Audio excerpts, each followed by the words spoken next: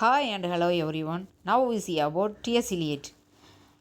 Is one of the literary legend. இவங்க வந்து பொயட்டாக இருந்திருக்காங்க, கிரிட்டிக்காக இருந்திருக்காங்க, ப்ளே ரைட்டாக இருந்திருக்காங்க, பப்ளிஷராக இருந்திருக்காங்க. இவங்களோட பர்த் டேட்டுன்னு பார்க்கும்போது செப்டம்பர் 26, 1888. டெத் டேட்டுன்னு பார்க்கும்போது ஜான்வரி 4, 1965. இவங்களோட மேஜர் லிட்ரரி ஒர்க்ஸ்ன்னு பார்க்கும்போது கீ ஒர்க்குன்னு பார்த்தா த வேஸ்ட் லேண்டு 1922 எழுதியிருக்காங்க. நெக்ஸ்ட் வந்து இவங்களோட பொயட்ரின்னு பார்க்கும்போது ப்ரோக் அண்ட் அதர் அப்சர்வேஷன்ஸ் 1917 வந்து எழுதியிருக்காங்க. போயம்ஸ் ஒரு போயம்ஸ் குரூப் ஆஃப் போயம் வந்து 1919 எழுதியிருக்காங்க. த ஹேலோ மேன் வந்து முக்கியமானது, அது வந்து 1925 எழுதியிருக்காங்க. நெக்ஸ்ட் வந்து ஆஷ் வெனஸ்டேவும் முக்கியமான ஒர்க்கு பொயட்ரி 1930 எழுதியிருக்காங்க.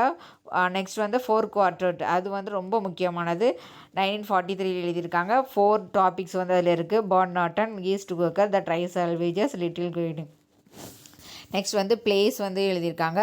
மர்டர் இன் த கத்தட்ரல், அப்புறமா வந்து த ஃபேமிலி ரியூனியன், அப்புறமா வந்து காக்டெயில் பார்ட்டி. இதில் வந்து மர்டர் இன் த கத்தட்ரல் வந்து ரொம்ப முக்கியமானது. அப்புறமா வந்து எஸ்ஏ கிரிட்டிசிசம்னு பார்க்கும்போது the sacred wood. The sacred வுட்டுக்கு உள்ள தான் நமக்கு ட்ரெடிஷன் அண்டு இண்டிவிஜுவல் டேலண்ட் இருக்குது. அப்புறமா வந்து ஃபார் லேண்ட்ஸ்லாட் ஆண்ட்ரியூஸ். நெக்ஸ்ட் வந்து செலக்டட் எஸ்ஏஸ் வந்து எழுதியிருக்காங்க. அப்புறமா வந்து டு கிரிட்டிசைஸ் த கிரிட்டிக் அந்த மாதிரி எழுதியிருக்காங்க. நெக்ஸ்ட் வந்து 1948 வந்து நோபல் ப்ரைஸ் ஃபார் லிட்ரேச்சர் வந்து வாங்கியிருக்காங்க. அப்புறமா வந்து ஆர்டர் ஆஃப் மெரிட்டுங்க ஒரு அவார்டு வந்து ஹானர் வந்து வாங்கியிருக்காங்க. Thank you friends.